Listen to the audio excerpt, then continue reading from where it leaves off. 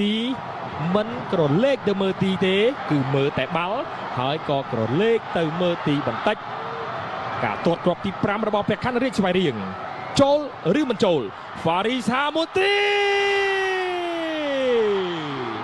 ចូល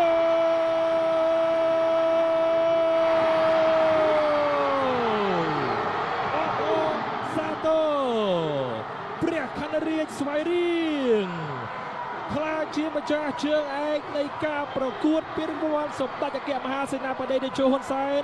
លើកទី19ឆ្នាំ2025-2026ការប្រកួតវគ្គផ្ដាច់ព្រាត់ដ៏ជក់ចិត្តរវាងព្រះខ័នរាជស្វាយរៀងទល់ជាមួយនឹងវិសាខាទឹកភ្នែកក៏បានកើតឡើងទៅលើកីឡាកររបស់វិសាខាទឹកភ្នែកក៏បានកើតឡើងទៅលើកីឡាកររបស់ព្រះខ័នរាជស្វាយរៀងទឹកភ្នែកពីរអត្ថន័យពីរខុសគ្នាទឹកភ្នែកនៃបរាជ័យនៅក្នុងការបានត្រឹមជាជើងឯករងទឹកភ្នែកនៃភាពជោគជ័យនៃការខ្លាចទៅជាជើងឯកនៃពានរង្វាន់សម្ដេចតេជោឆ្នាំ2025-2026បើសិនជាបាល់ទាត់មានច្បាប់នៅក្នុងការផ្ដល់ពានឲ្យក្រុមទាំងពីរបានក្រុមទាំងពីរគួរតែបានពាននៅក្នុងការប្រកួតនារាត្រីនេះ